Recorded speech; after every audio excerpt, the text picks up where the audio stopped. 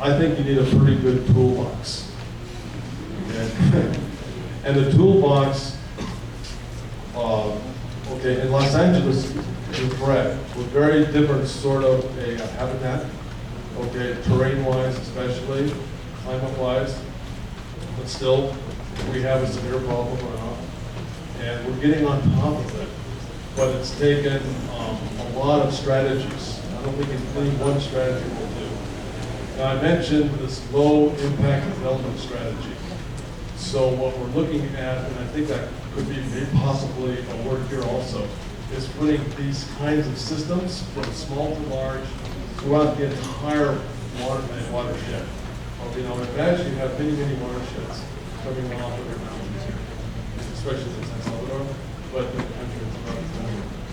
So it's like picking that watershed and trying to find out where can you capture small areas of water to get it maybe back into the ground. It's to go that way. We are very fortunate that we have, clearly we have the money to build sewage treatment plants. Okay, so that's a huge source of pollution. Is when there's no sewage treatment system in place, and you literally have to put it into the rivers. So that puts a tremendous amount, obviously, your fecal indicator well, just fecal bacteria, period. Okay, so there's your pathogens and also nitrates, nitrogen, phosphates, those sorts of things. It can be big harmful organisms.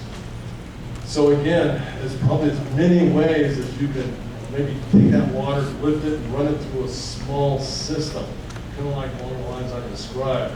You don't need a huge area, but maybe a whole bunch of small systems could work when they start acting in unison. So that would probably be the way I would do it. But also, I would certainly hope that the government could come up with a way to start building really small sewage treatment plants. And we do have a very interesting plant in California. It's in Arcadia. And it's a sewage treatment plant, but at the end of their process, they run their effluent into a wetland. And it's like a final polishing step that'll take out a lot of nutrients from all of them. And so, and then the wetland can also really be a beneficial part of the community. We have a sewage treatment plant on the LA city system where part of the sewage treatment system, I don't know if they actually use it, but they have what they call a Japanese garden. It's a whole beautiful set of gardens.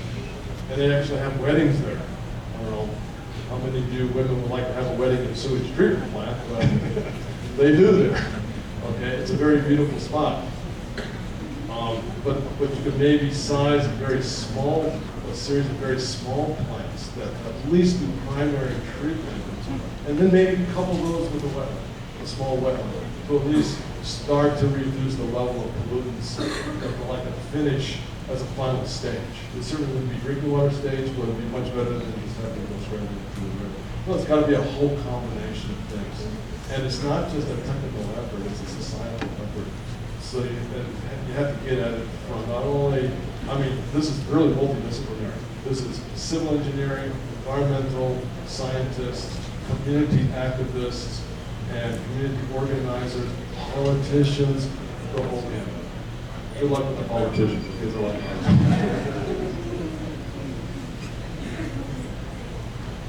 I guess really spark note version of that, in my opinion, definitely starting small, doing research work, looking at studies of biofiltration, and then implementing that in a small way to a certain area that you're able to do. And then from there, taking, just like Dr. Dorsey's doing, taking data, starting from there. And once you have, hopefully, positive results with your data, then you can show whoever you're trying to convince, this is working, this is what we need to keep doing. And hopefully you'll have a backing and more support to continue, more collaboration, and then you can really build and grow.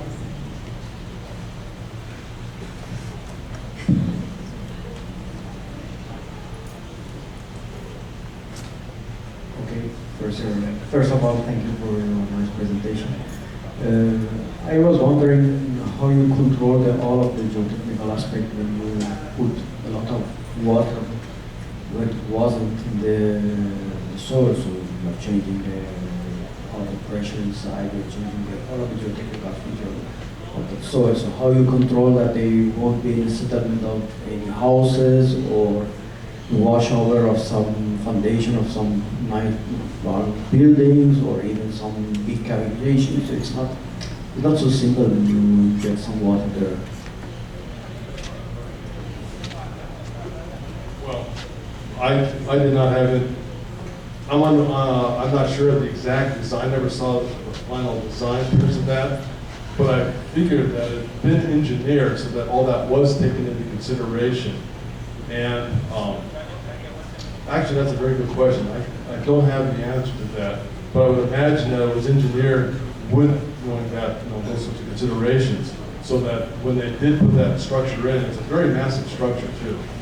And so there's a lot of really good supporting structures that are going along behind those properties. Because the last thing the county wants to see, and it was actually a combination between the foundation and the city of Culver City, is for it to have collapsing banks. My gosh, it would have a lawsuit like you wouldn't believe. So I'm sure that that was taken into consideration, but I don't know the details of that. It's a good question though. And it is a good consideration because I didn't point that out in the slide, but right above where that riparian corridor that I pointed out and the really large constructed wetland, that's Loyola Marymount University. So we actually looked down on that entire development. And we were thinking of actually starting to do some I'd like to do some large scale structures like rain gardens that intercept a lot of polluted runoff coming off our own parking lots on the side of campus before it goes down into the Playa Vista area. But in talking to our civil engineers, we had to be very careful about that. So we'd actually have to do some deep drills to boreholes to take a look at the type, the nature of the ground beneath us, because we don't want part of LMU covering up Playa Vista. That would really make them angry, I bet. Not to mention our administration.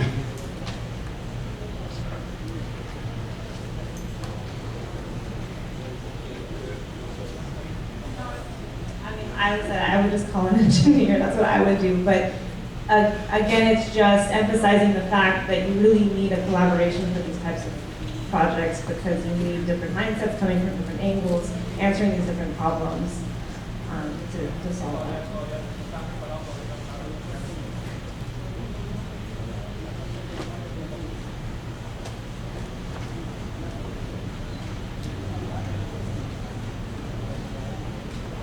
Buenas tardes, secretario. Yo tengo un par de cuestiones puntuales. Uno es si existe afectación por parte de algas o procesos de eutrofización dentro del wetland. Y por otra parte, más o menos, cómo manejan el tema de sedimentación.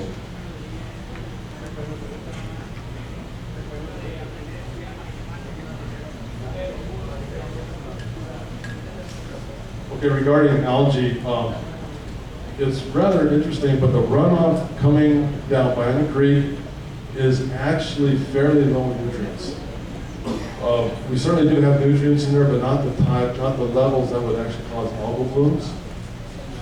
And I think one reason is, and this is my own hypothesis, it hasn't been tested, but when you look at the concrete, when the Bionic Creek system is a huge storm drain system. It's virtually all of the watershed is underground. Because we've covered up, we've paved over all of our streams. They're all been converted into storm drains, underground storm drains. But it does daylight. It does open up into a big open channel a couple of miles, about 4 or 5 miles from the wetlands. So coming down that channel, we always see a film of macroalgae. And it's a small green algae. And I believe that that algae is absorbing a lot of the nutrients, so by the time it gets into the vinyl wetlands, we do have very low levels, usually less than a part per million. Okay, and same with phosphorus. So pretty low levels there. At times, though, we will get blooms of algae in the wetlands, and it's usually a species called Enteromorpha. Enteromorpha, and the genus. It's a long, stringy, filamentous green algae. That's fairly infrequent, and usually it's combined with, we will have maybe some sort of upwelling event in the ocean that will bring some nutrient into the wetlands from the ocean. combined with more water events, so we will get stuff like that. As far as sedimentation goes, we do get sedimentation coming down from the Bina Creek. A lot of it does tend to accumulate at the mouth of the Bina Creek estuary and Reno Ray, so about every 4 or 5 years they go to dredge it out.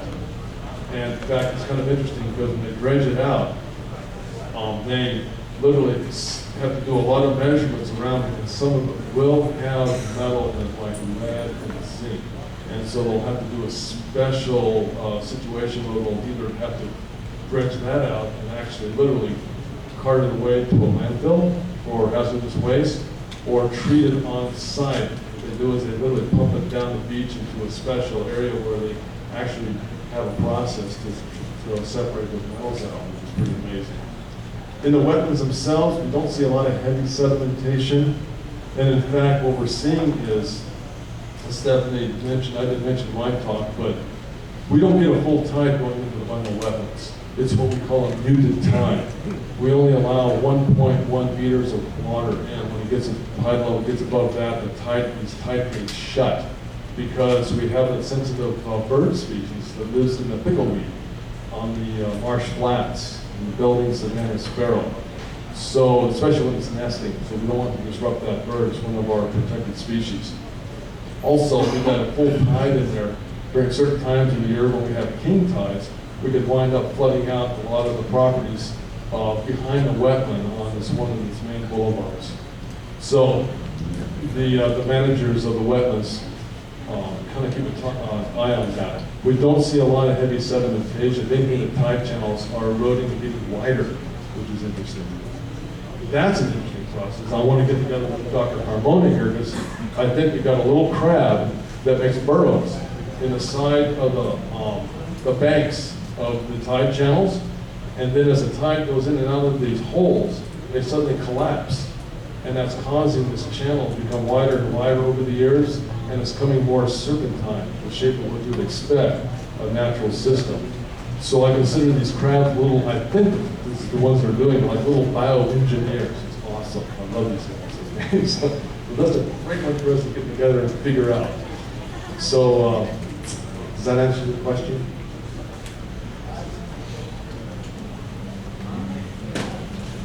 Buenas tardes. Mi consulta es que una de las conclusiones a las que llevó el estudio es que de hecho los ecosistemas, junto con la radiación UV, ayudan a descomponer la presencia de entes biológicos en el agua. Sin embargo, cuando vi los análisis que estaban haciendo, encontraron presencia de algunos metales. Mi pregunta es, ¿cuál es la respuesta que tienen los cuerpos de agua a la presencia de metales, o incluso metales pesados que hay?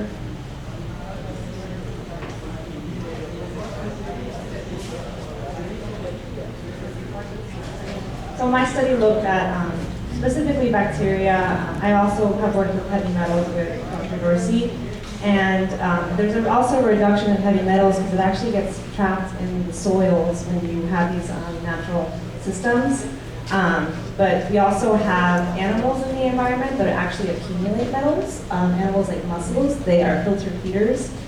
So they are actually acting as a sink for heavy metals because they're actually absorbing it in their body. So there are different ways, mechanisms of the environment actually decreases levels of heavy metals. Another way, we do get, like I said, we get about half a dozen to a dozen storms during the season. And if it's a hard enough rain in the wetlands, you will get a lot of turbulence in those tidal channels that will then lift that sediment up, and then on the outgoing tide flow will take it out. So, I mean, a lot of the metals are getting absorbed into the sediments, okay?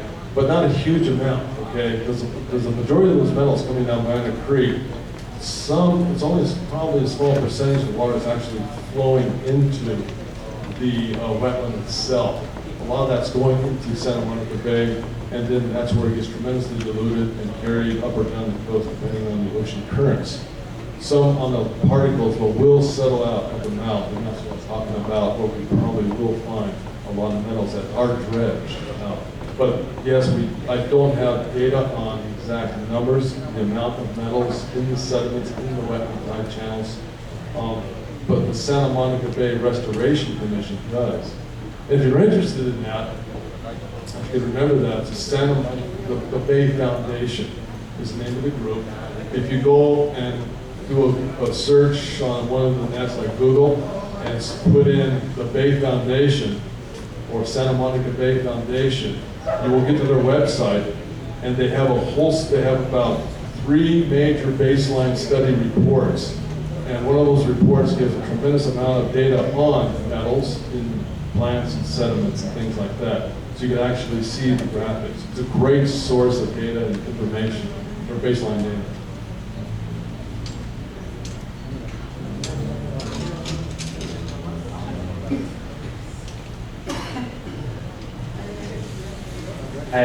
This question is for Dr. Dorsey. I'm curious to know about the process for maintenance for the water gardens in order to keep them working efficiently. One of the main processes is weeding. We get a lot of invasive weeds, or just invasive vegetation. And so, like castor bean, for example, it's a real nasty invasive. We don't want to see it anyway. Pampas grass is another one I've started seeing in there. Just a lot of plants we don't want to see, and that will make room for the more natural or the native plants to expand. So that's a process. And what happens is there we have, the Bay Foundation has a lot of volunteers, including our students. And so they will go out there periodically and just weed. There's that. Now, as far as like removing sediments or anything like that, that's not been done yet because the gardens are still relatively new. Okay, and so, but it's interesting because we now have a group, a couple of graduate students from California State University, Los Angeles, are going to be starting up a series of studies this season, this rainy season. And what some of the questions, I don't know their exact questions yet, they're still formulating all of this. But I think they're going to start looking at the chemistry of what's going on in the garden itself. They may sink in some special sampling tubes so they can look at the water, they can look at changes in pH and sediment chemistry, and maybe even looking at some of the metal sequestration, that sort of thing. So they can start to understand what's going in that, what's happening inside that garden. It's like a black box right now. Okay, all I'm doing is just saying, this is what's going in, this is what's going out. I'm very simple, I'm a biologist for me, okay? I'm gonna let the chemists and engineers figure out all that hard stuff. But this will give us some idea of actually how this thing is functioning. And that's gonna be critical for design criteria for other rain garden systems when they go in around town, which is, I hope we will put more into it. Stephannie has to have the final, this is what she does in the lab. I just wanted to mention, I wanted to make sure that we're not giving off the point that you could do whatever you want and the environment and wetlands will fix everything. I think it's important to also look at the sources of contamination and figure out ways to mediate those. For example, with the nitrogen pollution, that's mainly due to artificial fertilizers that use a nitrogen that the environment aren't able to break down. And so just thinking of other ways that you prevent that. Using natural manure, for example, helps with that. I know it smells a little bit, but I think the results are worth it. But there's also bacteria that are able to fix nitrogen that can be used as a source of fertilization. So just thinking of ways to be preventative as opposed to putting a Band-Aid on it and fixing it. But wetlands are awesome.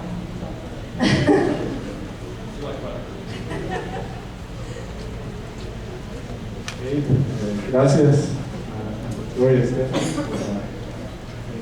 por grandes y profundas reflexiones que nos llevamos este día en la tarde. Creo que van a salir muchos nuevos creyentes en los wetlands. Creo que veo muchas caras. Hizo bien su trabajo, convenció y creo que creen en los wetlands. They believe you were able to make a new group of believers. Thank you again. Vamos a terminar, le vamos a entregar en este momento a leer el reconocimiento Gracias.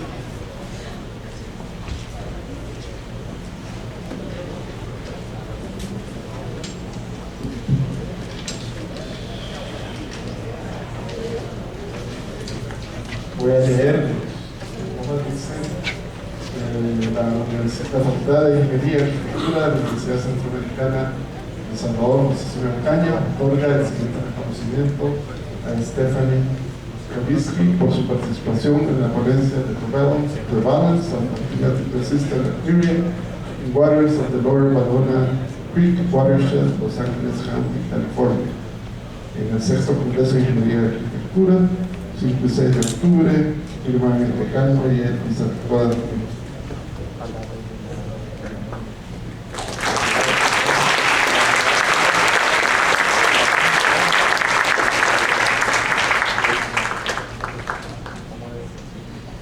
Y también, el mismo contenido, la Facultad de Ingeniería y Arquitectura de la Universidad Central de Salvador, Cañas, otorga a John Dorsey por su participación en la ponencia Using Natural Engineered Biological Systems to Improve Water Quality, en el 6º Congreso de Ingeniería y Arquitectura, 5 y 6 de octubre del 2016.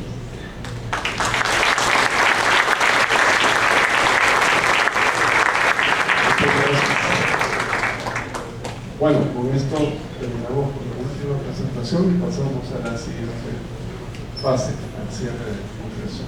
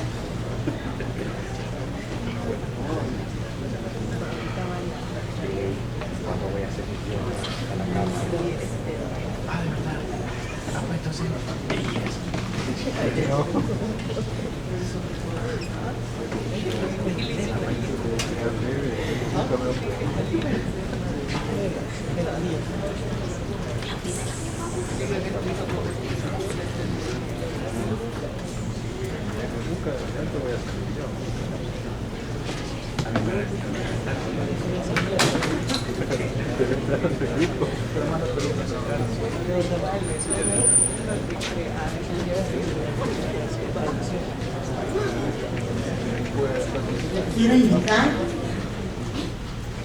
a que pasen no a nuestra mesa de honor, sino a nuestro sillón de honor el día de hoy. Al padre Andrés Bolívar, rector de la UCA, al ingeniero Carlos Cañas, decano de la Facultad de Ingeniería y Arquitectura, y al doctor Luis Arón Martínez, presidente del CONIA 2016.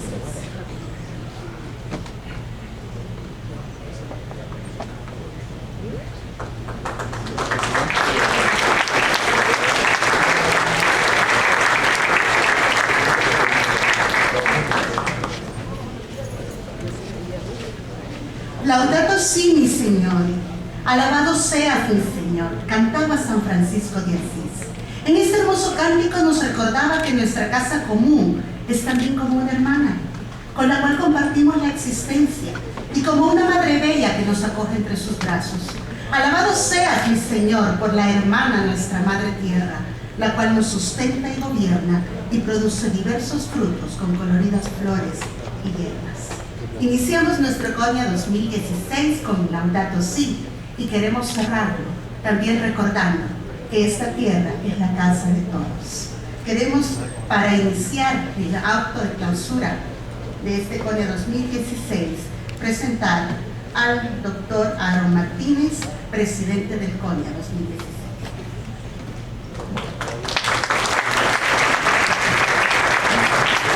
Muchas gracias y gracias por permanecer acá.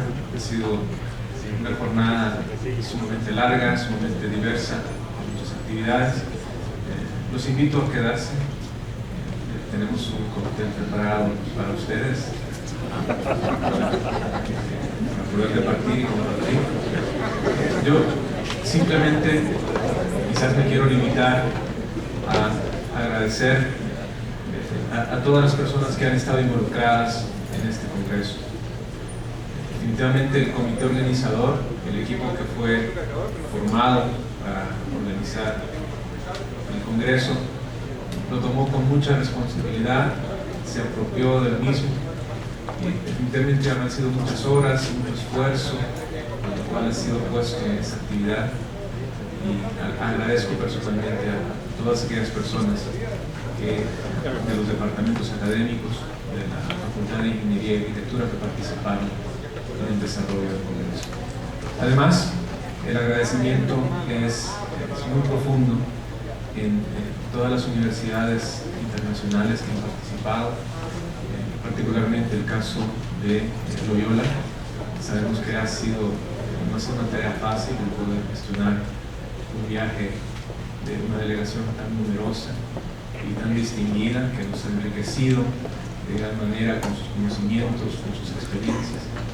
Agradecemos mucho que ustedes tomen el tiempo para pasar unos cuantos días con nosotros, con sus agendas, con sus investigaciones de tan alto impacto, poder compartirlo con nosotros y ayudarnos a mejorar.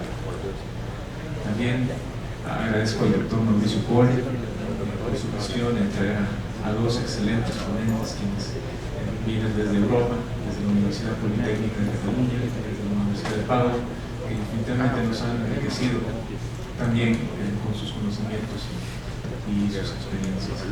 Asimismo, a todas las otras instituciones internacionales, a la UCA en Nicaragua, que nos ha favorecido con presencia acá, la Universidad de El Salvador, el resto de universidades del país, por su participación. Y definitivamente no podemos dejar de mencionar que esto no habría sido posible sin el apoyo muy decidido de los patrocinadores que han decidido creer en nosotros, en este proyecto, y apoyar el Congreso, que eso nos ha permitido tener la diversidad de actividades que hemos desarrollado. Y finalmente, a los estudiantes, a los instructores, quienes, sin ser una verdadera obligación laboral para ustedes, han tomado mucha responsabilidad en la actividad del Congreso, se han organizado, han participado muy activamente, incluso más allá de lo que se podría esperar, o sea, un desempeño ejemplar, voluntariamente de su parte, poder asistir en todas las actividades logísticas que se han llevado a cabo en el Congreso. Y a todos los asistentes, tanto internos, externos, internacionales, les reitero nuestro más profundo agradecimiento por hacer posible este Congreso. Gracias.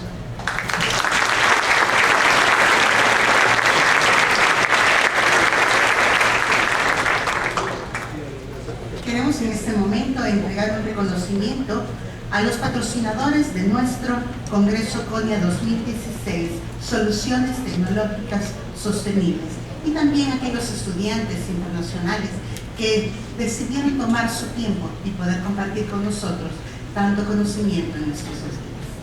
Quiero pedirle al doctor Aaron Martínez para que podamos entregar estos reconocimientos a nuestros patrocinadores.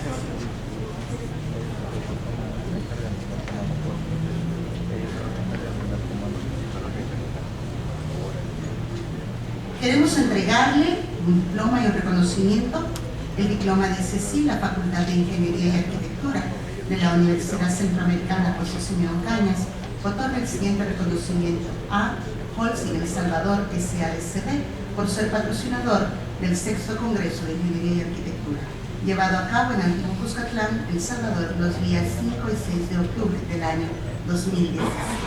Queremos reconocer y agradecer a Dorsey, El Salvador SADCB.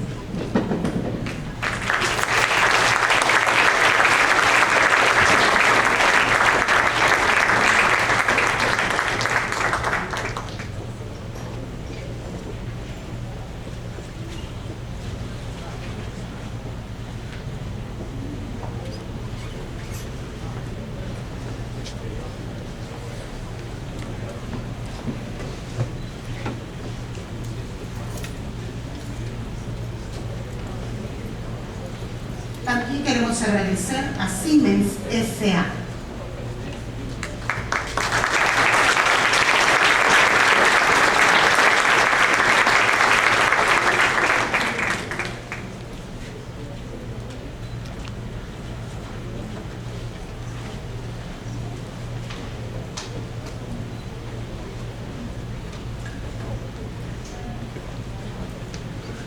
Compañía Azucarera Salvadoreña S.A.